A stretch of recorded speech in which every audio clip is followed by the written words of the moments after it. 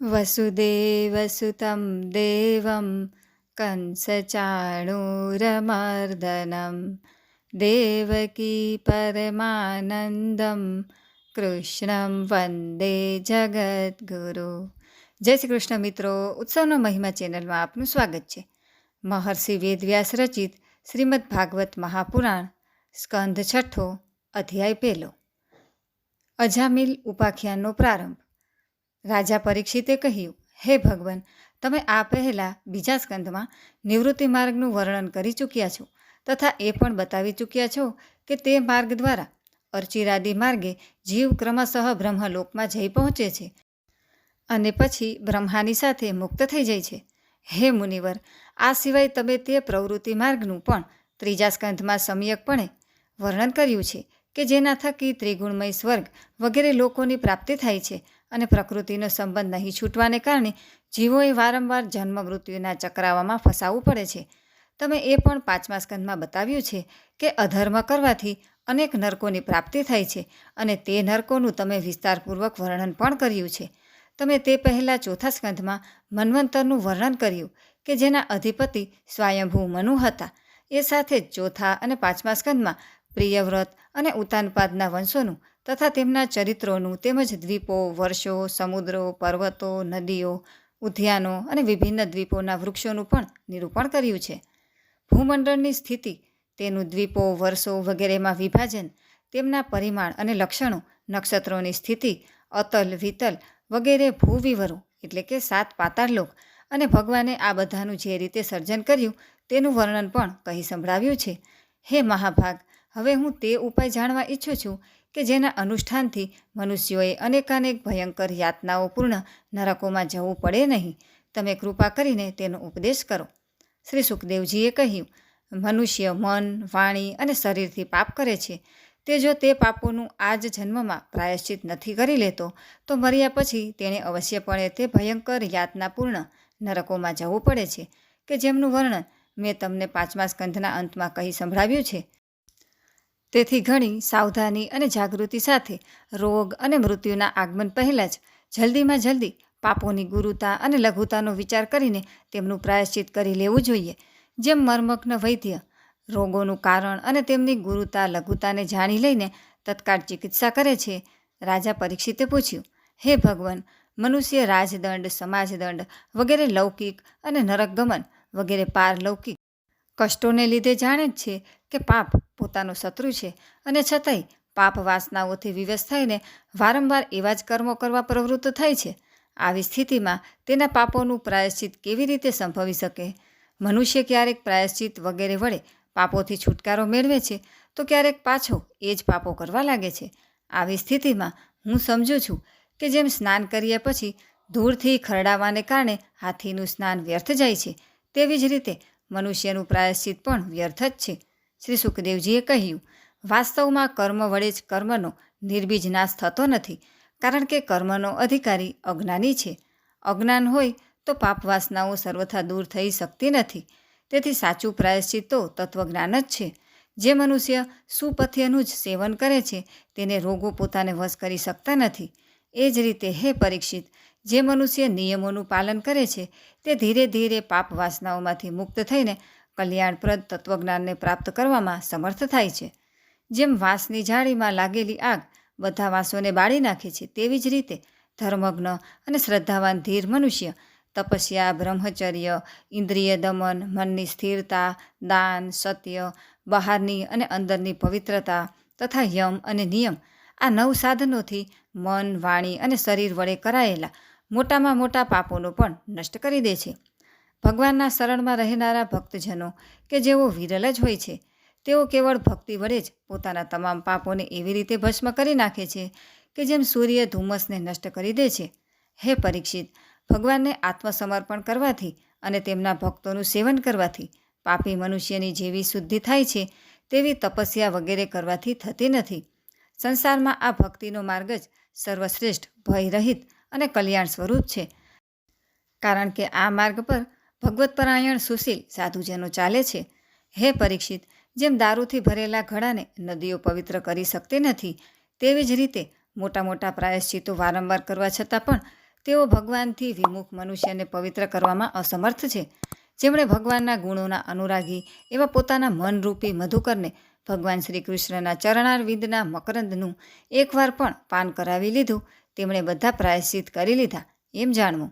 અને તેવા મનુષ્યો સ્વપ્નમાં પણ યમરાજ અને તેમના પાસધારી દૂતોને જોવા પામતા નથી. પછી નરક પામવાની તો વાત જ ક્યાં રહી? હે પરીક્ષિત, આ બાબતમાં મહાત્માઓ એક પ્રાચીન ઇતિહાસનું ઉદાહરણ આપે છે, જેમાં ભગવાન વિષ્ણુ અને યમરાજના દૂતોનો વાર્તાલાપ છે. તે તમે મારી પાસેથી સાંભળો. કાન્યકુબ્જ એટલે કે કનોજ નગરમાં એક દાસીપતિ બ્રાહ્મણ રહેતો હતો. તેનું નામ હતું અજામિલ. દાસીના સંસર્ગને લીધે દૂષિત થવાને કારણે તેનો સદાચાર નષ્ટ થઈ ચૂક્યો હતો. પતન પામેલો તે ક્યારેક વટેમાર્ગોને બાંધીને લૂંટી લેતો હતો, ક્યારેક લોકોને જુગારમાં છળ કપટથી હરાવી દેતો હતો, કોઈનું ધન દગાખોરીથી લઈ લેતો હતો તો કોઈનું ધન ચોરી લેતો હતો. આ પ્રમાણે અત્યંત નિંદનીય વૃત્તિનો આશ્રય લઈને તે પોતાના કુટુંબનું પાલન પોષણ કરતો હતો અને બીજા દેહધારીઓ એટલે કે જીવોને ઘણું સતાવતો હતો. હે પરીક્ષિત, આ જ રીતે તે ત્યાં રહીને દાસીના બાળકોનું લાલન પાલન કરતો રહ્યો અને એમ તેના આયુષ્યનો ઘણો મોટો ભાગ 88 વર્ષ વીતી ગયો. તે વૃદ્ધ અજામિલને 10 પુત્રો હતા. તેમાંના સૌથી નાનાનું નામ હતું નારાયણ. મા બાપ તેને ઘણો પ્રેમ કરતા હતા. વૃદ્ધ અજામિલે અત્યંત મોહને કારણે પોતાનું સંપૂર્ણ હૃદય પોતાના બાળક નારાયણને સોંપી દીધું હતું. તે પોતાના બાળકની કાલીઘેલી બોલી સાંભળીને તથા તેની બાળ સહજ ક્રીડાઓ જોઈને અત્યંત આનંદિત થતો રહેતો હતો. અજામિલ બાળકના સ્નેહબંધનમાં બંધાઈ ગયો હતો. તે જ્યારે પોતે ખાતો ત્યારે તેને પણ ખવડાવતો, જ્યારે પોતે પાણી પીતો ત્યારે તેને પણ પીવડાવતો. આ પ્રમાણે તે અત્યંત મૂઢ થઈ ગયો હતો અને તેને એ વાતની ખબર જ ન પડી કે મૃત્યુ મારા માથા પર આવી પહોંચ્યું છે. તે મૂર્ખ આવી રીતે પોતાનું જીવન વિતાવી રહ્યો હતો ત્યાં જ મૃત્યુવેળા આવી પહોંચી. તે સમયે તે પોતાના બાળક પુત્ર નારાયણ વિશે જ વિચારતો અને ચિંતા કરતો હતો. એ દરમિયાન જ અજામિલે જોયું કે તેને લઈ જવા માટે અત્યંત ભયાનક 3 યમદૂતો આવ્યા છે. તેમના હાથોમાં ફંદો એટલે કે પાસ છે, તેમના મોઢા વાંકા ચૂકા છે અને શરીરના રૂવાટા ઊભા થઈ ગયેલા છે. તે સમયે બાળક નારાયણ ત્યાંથી થોડેક દૂર રમી રહ્યો હતો. યમદૂતોને જોઈને અજામિલ અત્યંત વ્યાકુળ થઈ ગયો અને તેણે ઘણા મોટા અવાજે સાદ દીધો, નારાયણ! ભગવાનના પાર્ષદોએ જોયું કે આ મરતી વખતે અમારા સ્વામી ભગવાન નારાયણનું નામ લઈ રહ્યો છે, તેમના નામનું કીર્તન કરી રહ્યો છે. તેથી તે પાર્ષદો અતિશય વેગથી ત્યાં આવી પહોંચ્યા કે જે સમયે યમરાજના દૂતો દાસીપતિ અજામિલના શરીરમાંથી તેના સૂક્ષ્મ દેહને ખેંચી રહ્યા હતા. વિષ્ણુના દૂતોએ તેમને જબરદસ્તીથી અટકાવી દીધા. તેમના અટકાવવાથી યમરાજના દૂતોએ તેમને કહ્યું, અરે, ધર્મરાજની આજ્ઞાનો નિષેધ કરનાર તમે કોણ છો? તમે કોના દૂત છો? ક્યાંથી આવ્યા છો? અને આને લઈ જતા અમને તમે શા માટે રોકી રહ્યા છો? શું તમે કોઈ દેવતા, ઉપદેવતા કે સિદ્ધ શ્રેષ્ઠ છો? અમે જોઈએ છીએ કે તમારા બધાની આંખો કમળદળ જેવી કોમળતાથી ભરેલી છે. તમે પીળા રેશમી વસ્ત્રો પહેરેલા છે. તમારા મસ્તક પર મુગટ, કાનોમાં કુંડળ અને ગળામાં કમળના હાર લહેરાઈ રહ્યા છે. તમારા બધાની યુવાન અવસ્થા છે. સુંદર 4 ભુજાઓ છે.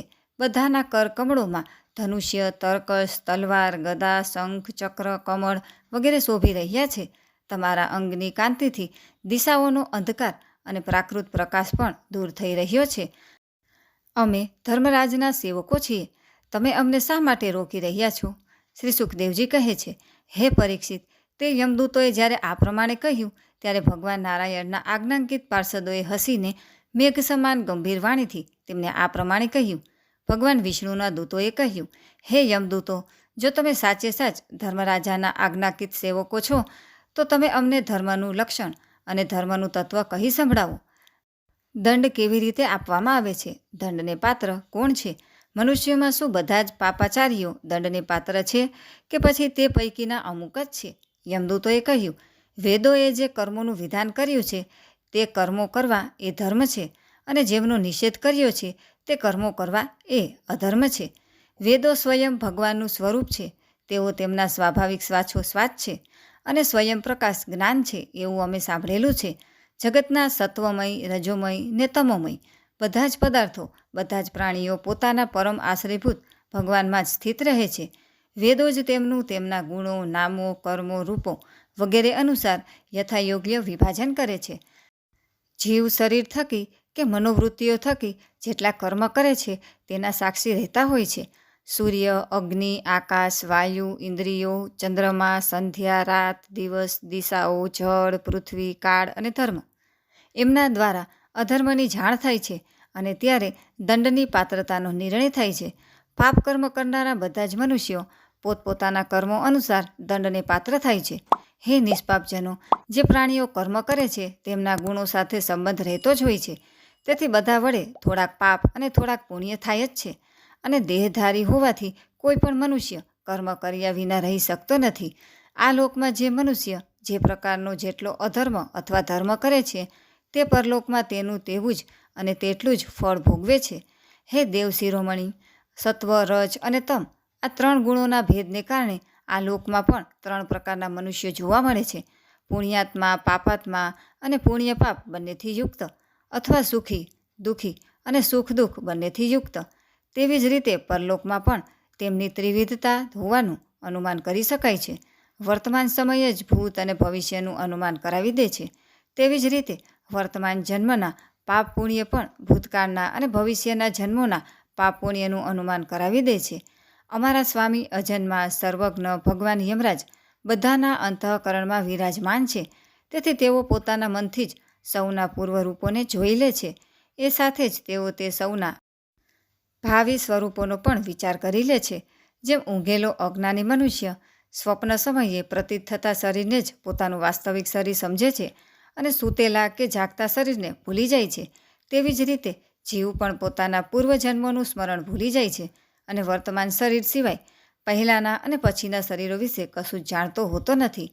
હે સિદ્ધજનો, જીવ આ શરીરમાં રહીને 5 કર્મેન્દ્રિયો વડે આપવું, લેવું, હાલવું, ચાલવું વગેરે કામ કરે છે. 5 જ્ઞાનેન્દ્રિયો વડે રૂપ, રસ વગેરે 5 વિષયોની અનુભૂતિ કરે છે. અને 16માં મનની સાથે 17મો તે પોતે મળીને એકલો જ મન, જ્ઞાનેન્દ્રિયો અને કર્મેન્દ્રિયો એ ત્રણેયના વિષયોનો ભોગ કરે છે. જીવનું આ 16 કળાઓ અને સત્વ વગેરે 3 ગુણોવાળું લિંગ શરીર અનાદિ છે. એ જ જીવને વારંવાર હર્ષ, શોક, ભય અને પીડા આપનાર જન્મ મૃત્યુના ચક્રાવામાં નાખે છે. જે જીવ અજ્ઞાનને લીધે કામ, ક્રોધ, લોભ, મોહ, મદ અને મત્સર આ 6 શત્રુઓ પર વિજય મેળવી લેતો નથી, તેને તેની ઈચ્છા ન હોવા છતાં પણ વિભિન્ન વાસનાઓ અનુસાર અનેક કર્મો કરવા પડે છે. આવી સ્થિતિમાં તે રેશમના કીડાની જેમ પોતાને કર્મની જાળમાં જકડી લે છે અને એ રીતે પોતાના જ હાથે મોહનો શિકાર થઈ જાય છે. કોઈ પણ શરીરધારી જીવ ક્યારેય એક ક્ષણ માટે પણ કર્મ કર્યા વિના રહી શકતો નથી. પ્રત્યેક પ્રાણીના સ્વાભાવિક ગુણો જબરદસ્તીથી વિવશ કરીને તેની પાસે કર્મ કરાવે છે. જીવ પોતાના પૂર્વજન્મોના પાપ પુણ્યમય સંસ્કારો અનુસાર સ્થૂળ અને સૂક્ષ્મ શરીર પ્રાપ્ત કરે છે. તેની સ્વાભાવિક અને પ્રબળ વાસનાઓ ક્યારેક તેને માતાના જેવો સ્ત્રીરૂપ બનાવે છે તો ક્યારેક પિતાના જેવો પુરુષરૂપ. પ્રકૃતિનો સંસર્ગ થવાથી જ મનુષ્ય પોતાને પોતાના વાસ્તવિક સ્વરૂપથી વિપરીત લિંગ શરીર માની લે છે. આ વિપર્યય ભગવાનની ભક્તિથી તરત જ દૂર થઈ જાય છે. હે દેવતાઓ, તમે તો જાણો જ છો કે આ અજામિલ મહાન શાસ્ત્રજ્ઞ હતો. શીલ, સદાચાર અને સદ્ગુણોનો તો તે ભંડાર હતો. બ્રહ્મચારી, વિનય, જીતેન્દ્રિય, સત્યનિષ્ઠ, મંત્રવેત્તા અને પવિત્ર પણ હતો. એણે ગુરુ, અગ્નિ, અતિથિ અને વૃદ્ધજનોની સેવા કરી હતી. અહંકાર તો એનામાં હતો જ નહીં. એ સમસ્ત પ્રાણીઓનું હિત ઈચ્છતો હતો, ઉપકાર કરતો હતો અને મિતભાષી હતો તથા કોઈનામાં દોષ જોવાની તેની દ્રષ્ટિ ન હતી. એક દિવસે આ બ્રાહ્મણ પોતાના પિતાના આદેશથી વનમાં ગયો અને ત્યાંથી ફળ, ફૂલ, સમિધ તથા દર્ભ લઈ અને ઘરે પાછો વળ્યો. પાછા વળતા તેણે જોયું કે એક ભ્રષ્ટ શૂદ્ર કે જે ઘણો કામી અને નિર્લજ્જ હતો તે મદ્યપાન કરીને કોઈ વેશ્યાની સાથે વિહાર કરી રહ્યો છે. વેશ્યા પણ મદ્યપાન કરીને ઉન્મત્ત થયેલી છે. નશાને કારણે તેની આંખો નાચી રહી છે અને તે અર્ધનગ્ન અવસ્થામાં હતી. તે વેશ્યાની સાથે તે શૂદ્ર ક્યારેક ગાય છે, ક્યારેક હસે છે અને ક્યારેક વિભિન્ન ચેષ્ટાઓ કરીને તેને પ્રસન્ન કરી રહ્યો છે. હે નિષ્પાપજનો, શૂદ્રના હાથોમાં અંગરાગ વગેરે કામોદીપક પદાર્થોનો લેપ કરેલો હતો અને તેનાથી તે કુલટાને આલિંગી રહ્યો હતો. અજામિલ તેમને આવી હાલતમાં જોઈને એકદમ મોહિત અને કામવશ થઈ ગયો. જોકે અજામિલે પોતાના જ્ઞાન અને ધૈર્ય મુજબ કામવેગથી વિચલિત થયેલા પોતાના મનને સંયમમાં રાખવાના ઘણા પ્રયત્નો કર્યા છતાં પૂરી શક્તિ લગાડી દેવા છતાં તે પોતાના મનનું સમાધાન કરવામાં અસમર્થ રહ્યો અને કામ પિશાચે તે વેશ્યાને નિમિત્ત બનાવીને અજામિલના મનને ગ્રસી લીધું. તેની સદાચાર અને શાસ્ત્ર વિષય પર ચેતના નષ્ટ થઈ ગઈ. હવે તે મનોમન તે વેશ્યાનું જ ચિંતન કરવા લાગ્યો અને પોતાના ધર્મથી વિમુખ થઈ ગયો. પછી તો જેનાથી તે ખુશ થતી તેવી સુંદર સુંદર વસ્ત્રાભૂષણો વગેરે વસ્તુઓ લઈ આવતો, ત્યાં સુધી કે એને પોતાના પિતાની સઘળી સંપત્તિ તેને આપી દઈને તેને રાજી રાખી. એ બ્રાહ્મણ એવી જ ચેષ્ટાઓ કરતો કે જેનાથી તે વેશ્યા પ્રસન્ન થાય. તે સ્વચ્છંદચારી ઉલટાના વાંકા નેત્ર કટાક્ષે તેના મનને એવું લુપ્ત કરી દીધું કે તેને પોતાની કુલીન નવયુવતી પરણેતર પત્ની સુદ્ધાનો પણ પરિત્યાગ કરી દીધો. એના પાપચરણની તો કોઈ સીમા જ ન રહી. એ કુબુદ્ધિ અજામિલ ન્યાયપૂર્વક અન્યાયપૂર્વક જે પણ રીતે જ્યાં ક્યાંકથી પણ ધન મળતું તે ત્યાંથી ઉઠાવી લાવતો હતો. તે વેશ્યાના બહોળા કુટુંબનું પાલન પોષણ કરવામાં જ તે વ્યસ્ત રહેતો હતો. એવા આ પાપીએ શાસ્ત્રાજ્ઞાનનું ઉલ્લંઘન કરીને સ્વચ્છંદ આચરણ કર્યું છે. આ સત્પુરુષો વડે નિંદિત છે. આણે ઘણા સમય સુધી વેશ્યાના મળતુલ્ય અપવિત્ર અન્નથી પોતાનું જીવન વિતાવ્યું છે. આનું સઘળું જીવન જ પાપમય છે. આણે આજ સુધી પોતાના પાપોનું કોઈ પ્રાયશ્ચિત પણ કર્યું નથી. તેથી હવે અમે આ પાપીને દંડપાણી ભગવાન યમરાજ પાસે લઈ જઈશું. ત્યાં આ પોતાનો દંડ ભોગવીને શુદ્ધ થશે. इति श्रीमद्भगवते महापुराणे पारमहंस्य संहिताया षष्ठ स्कंधे जामिलोपाख्याने प्रथमोध्याय छठा स्कंध अंतर्गत अजामिल उपाख्यानमानो पहलो अध्याय समाप्त। बोलो कृष्ण कन्हैयालाल की जय। अध्याय बीजो विष्णुना दूतोए करेलू भागवत धर्मનું નિરૂપણ અને અજામિલનું પરમધામ ગમન। શ્રી સુખદેવજી કહે છે, હે પરીક્ષિત, ભગવાનના નીતિ નિપુણ અને ધર્મનો મર્મ જાણનારા તે પાર્ષદોએ યમદૂતોનું આ વક્તવ્ય સાંભળીને તેમણે આ પ્રમાણે કહ્યું। વિષ્ણુના પાર્ષદોએ કહ્યું, હે યમદૂતો, એ મોટા આશ્ચર્ય અને દુઃખની વાત છે કે ધર્મજ્ઞોની સભામાં અધર્મ પ્રવેશી રહ્યો છે, કારણ કે ત્યાં નિરપરાધ અને અદંડનીય વ્યક્તિઓને વ્યર્થમાં જ દંડ આપવામાં આવે છે, શિક્ષા કરવામાં આવે છે। જેઓ પ્રજાના રક્ષક છે, શાસક છે, સમદર્શી અને પરોપકારી છે, તેઓ જો પ્રજા પ્રત્યે વિષમતાનો વ્યવહાર કરવા લાગે તો પછી પ્રજા કોનું શરણ લેશે? સત્પુરુષો જેવું આચરણ કરે છે, સાધારણ લોકો પણ તેવું જ આચરણ કરે છે। તેઓ પોતાના આચરણ વડે જે કર્મને ધર્માનુકૂળ પ્રમાણિત કરે છે, લોકો તેનું જ અનુકરણ કરવા લાગે છે। સાધારણ લોકો પશુઓની જેમ ધર્મ અને અધર્મનું સ્વરૂપ જાણ્યા વગર જ કોઈ સત્પુરુષ પર વિશ્વાસ કરી લે છે અને તેના ખોળામાં માથું મૂકીને નિર્ભય અને નિશ્ચિંતપણે સૂઈ જાય છે। એ દયાળુ સત્પુરુષ કે જે પ્રાણીઓનો અત્યંત વિશ્વાસપાત્ર હોય છે અને જેને મિત્રભાવે પોતાનો હિતૈષી સમજીને તે લોકોએ આત્મસમર્પણ કરી દીધું હોય છે, તે આ અજ્ઞાની જીવો સાથે કેવી રીતે વિશ્વાસઘાત કરી શકે?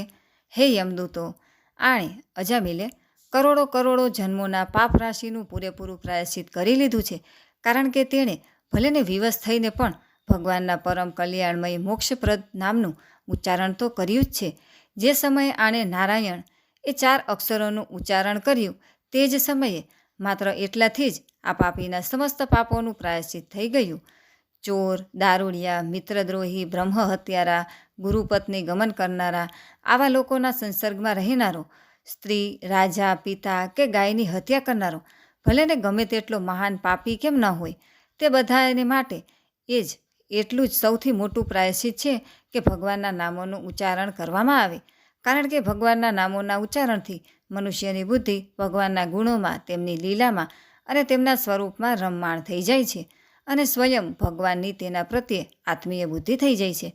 મોટા મોટા બ્રહ્મવાદી ઋષિઓએ પાપોના ઘણા બધા પ્રાયશ્ચિતો, કૃચ્છ્ર, ચાંદ્રાયણ વગેરે વ્રતો બતાવ્યા છે, પરંતુ તે પ્રાયશ્ચિતોથી પાપીની એવી જળમૂળથી શુદ્ધિ થતી નથી કે જેવી ભગવાનના નામોનું, તે નામો સાથે ગૂંથાયેલા પદોનું ઉચ્ચારણ કરવાથી થાય છે, કારણ કે તે નામો પવિત્ર કીર્તિ ભગવાનના ગુણોનું જ્ઞાન કરાવનારા છે।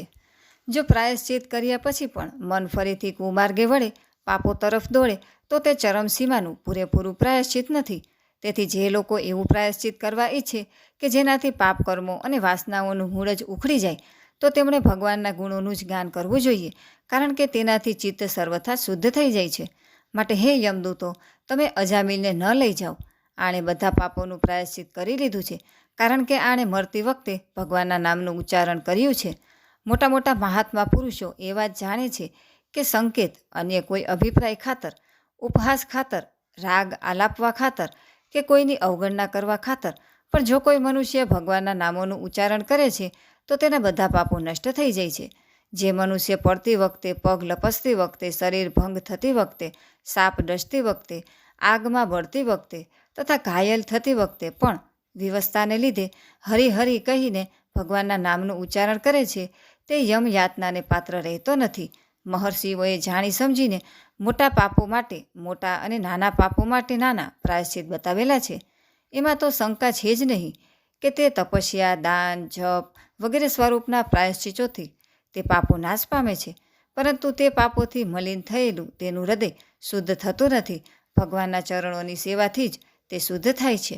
હે યમદૂતો, જેમ બળતણ સાથે જાણીએ અજાણીએ અગ્નિનો સ્પર્શ થાય છે તો તે ભસ્મ થઈ જ જાય છે, તેવી જ રીતે જાણી સમજીને કે પછી અજાણતા પણ ભગવાનના નામોનું સંકીર્તન કરવામાં આવે તો તેથી મનુષ્યના બધા પાપો ભસ્મ થઈ જાય છે. જેમ કોઈ મનુષ્ય પરમ શક્તિશાળી અમૃતને તેના ગુણ જાણ્યા વિના અજાણતા જ પીવે છે તો પણ પીનારને તે અવશ્યપણે ગુણદાયી થાય છે.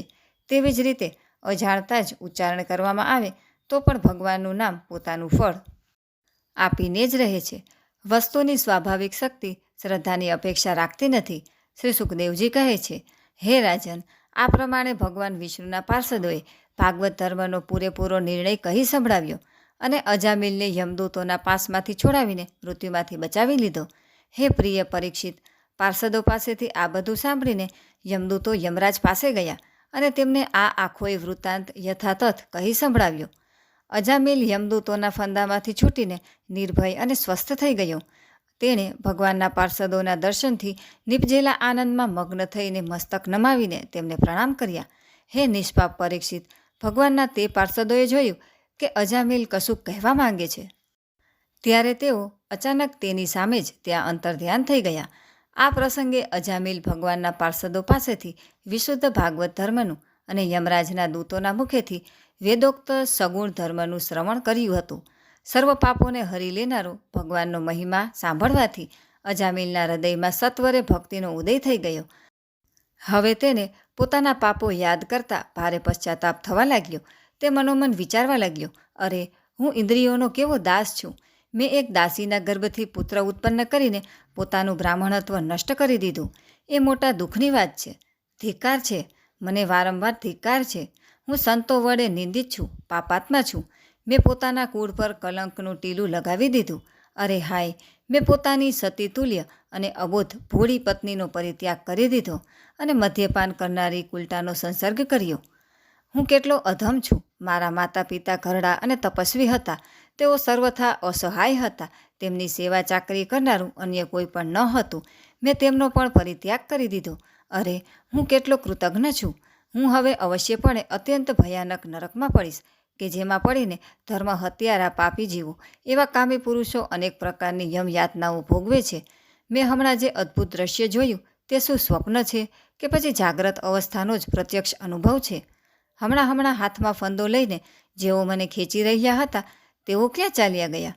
હમણાં તો તેઓ મને પોતાના ફંદામાં ફસાવીને પૃથ્વીની નીચે લઈ જઈ રહ્યા હતા. પરંતુ અત્યંત સુંદર 4 સિદ્ધોએ આવીને મને છોડાવી દીધો. હવે તેઓ ક્યાં ચાલ્યા ગયા? જોકે હું આ જન્મનો મહાપાપી છું તો પણ મેં પૂર્વના જન્મોમાં અવશ્યપણે શુભ કર્મો કર્યા હશે અને તેથી જ તો મને આ શ્રેષ્ઠ દેવતાઓના દર્શન થયા. તેમના સ્મરણથી મારું હૃદય અત્યારે પણ આનંદથી ભરાઈ રહ્યું છે. હું કુલટાગમન કરનારો અને અત્યંત અપવિત્ર છું.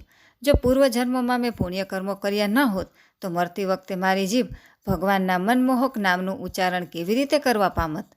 ક્યાં મહાકપટી, પાપી, નિર્લજ અને બ્રહ્મતેજને નષ્ટ કરનારો હું ને ક્યાં ભગવાનનું તે પરમ મંગલમય નારાયણ નામ? સાચે જ હું તો કૃતાર્થ થઈ ગયો. હવે હું પોતાના મન, ઇન્દ્રિયો અને પ્રાણને વશ કરીને એવો પ્રયત્ન કરીશ કે જેથી ફરીથી પોતાનું ઘોર અંધકારમય નરકમાં પતન ન કરી બેસું. અજ્ઞાનને લીધે મેં પોતાને શરીર સમજીને તેના માટે મોટી મોટી કામનાઓ કરી અને તે કામનાઓને પૂરી કરવા અનેક કર્મો કર્યા. તેનું જ ફળ છે આ બંધન. હવે હું તે બંધનને કાપીને સમસ્ત પ્રાણીઓનું હિત કરીશ, વાસનાઓનું શમન કરી દઈશ, સૌની સાથે મિત્રતાનો વ્યવહાર કરીશ, દુઃખીઓ પર દયા કરીશ, અને સંપૂર્ણપણે આત્મસંયત રહીશ. ભગવાનની માયાએ સ્ત્રીનું રૂપ ધારણ કરીને અધમ એવા મને ફંદામાં નાખ્યો અને ક્રીડામૃગની જેમ મને ઘણો ઘણો નચાવ્યો. પણ હવે હું પોતાની જાતને તે માયામાંથી મુક્ત કરીશ. મેં સત્ય વસ્તુ પરમાત્માને ઓળખી લીધા છે. તેથી હવે હું શરીર વગેરેમાં હું અને મારાપણાનો ભાવ ત્યજી દઈને ભગવાનના નામના કીર્તન વગેરેથી પોતાના મનને શુદ્ધ કરીશ અને તેને ભગવાનમાં પરોવી દઈશ. શ્રી સુખદેવજી કહે છે, હે પરીક્ષિત, ભગવાનના તે પાર્ષદ મહાત્માઓનો થોડોક સમય માટે સત્સંગ થયો હતો. એટલા માત્રથી જ અજામિલના ચિત્તમાં સંસાર પ્રત્યે તીવ્ર વૈરાગ્ય થઈ ગયો. પછી તેઓ બધાનો સંબંધ અને મોહ ત્યજીને હરદ્વારમાં ચાલ્યા ગયા. તે દેવાસ્થાનમાં જઈને તેઓ ભગવાનના મંદિરમાં આસન જમાવીને બેસી ગયા અને તેમણે યોગ માર્ગનો આશ્રય લઈને પોતાની બધી ઇન્દ્રિયોને વિષયોમાંથી વાળી લઈને મનમાં લીન કરી દીધી અને મનને બુદ્ધિમાં લીન કરી દીધું. એ પછી આત્મચિંતન વડે તેમણે બુદ્ધિને વિષયોમાંથી અલગ કરી દીધી તથા તેને ભગવાનના ધામ અનુભવ સ્વરૂપ પરબ્રહ્મમાં જોડી દીધી.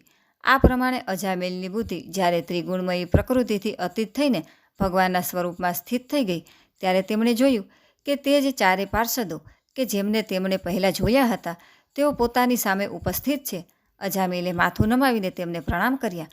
તેમનું દર્શન પામ્યા પછી તેમણે તે તીર્થસ્થાનમાં ગંગા કિનારે પોતાના શરીરનો ત્યાગ કર્યો અને તત્કાળ ભગવાનના પાર્ષદનું સ્વરૂપ પ્રાપ્ત કરી લીધું. પછી તેઓ ભગવાનના પાર્ષદોની સાથે સ્વર્ણમય વિમાન પર આરૂઢ થઈને આકાશ માર્ગે ભગવાન લક્ષ્મીપતિના નિવાસસ્થાન વૈકુંઠમાં સીધાવી ગયા. હે પરીક્ષિત, અજામિલે દાસીનો સહવાસ કરીને તમામ ધર્મ કર્મને નષ્ટ કરી દીધા હતા. તેઓ પોતાના નિંદનીય કર્મને કારણે પતિત થઈ ગયા હતા. નિયમચ્યુત્ય થવાને કારણે તેમને નરકમાં નાખવામાં આવી રહ્યા હતા. પરંતુ ભગવાનના એક નામનું ઉચ્ચારણ કરવા માત્રથી તેઓ તેમાંથી તત્કાળ મુક્ત થઈ ગયા. જે લોકો આ સંસારના બંધનમાંથી મુક્ત થવા ઈચ્છતા હોય તેમને માટે પોતાના ચરણ સ્પર્શથી તીર્થોને પણ તીર્થ બનાવનારા ભગવાનના નામ કરતાં ઉત્તમ અન્ય કોઈ સાધન નથી. કારણ કે ભગવાનના નામનો આશ્રય લેવાથી મનુષ્યનું મન ફરી પાછું કર્મોમાં પ્રવૃત્ત થતું નથી. ભગવાનના નામ સિવાયના અન્ય કોઈ પ્રાયશ્ચિતનો આશ્રય લેવાથી મન રજોગુણ અને તમોગુણથી ગ્રસ્ત જ રહે છે તથા તેના પાપોનો પણ સંપૂર્ણપણે નાશ થતો નથી. હે પરીક્ષિત, આ ઇતિહાસ અત્યંત ગોપનીય અને સમસ્ત પાપોનો નાશ કરનારો છે. જે મનુષ્ય શ્રદ્ધા અને ભક્તિ સાથે આનું શ્રવણ અને કીર્તન કરે છે તે ક્યારેય નરકમાં જતો નથી. યમરાજના દૂતો તો તેની સામે આંખ ઊંચી કરીને જોઈ પણ શકતા નથી. તે મનુષ્યનું જીવન ભલેને પાપમય જ કેમ ન હોય, તેની વૈકુંઠ લોકમાં પૂજા થાય છે. હે પરીક્ષિત, જુઓ, અજામિલ જેવા પાપીએ મૃત્યુ વેળાએ પુત્ર નિમિત્તે ભગવાનના નામનું ઉચ્ચારણ કર્યું તો તેને પણ વૈકુંઠની પ્રાપ્તિ થઈ ગઈ. તો પછી જે લોકો શ્રદ્ધાપૂર્વક ભગવાનના નામનું નિરંતર ઉચ્ચારણ કરે છે તેમના વિશે તો કહેવાનું જ શું હોય. એથી શ્રીમદ્ ભગવતે મહાપુરાણે પારમહંસ્ય સંહિતાયા ષષ્ઠ સ્કંધે જામિલોપાખ્યાને દ્વિતીયોધ્યાય છઠ્ઠા સ્કંધ અંતર્ગત અજામિલ ઉપાખ્યાનમાંનો બીજો અધ્યાય સમાપ્ત. બોલો કૃષ્ણ કનૈયાલાલ કી જય.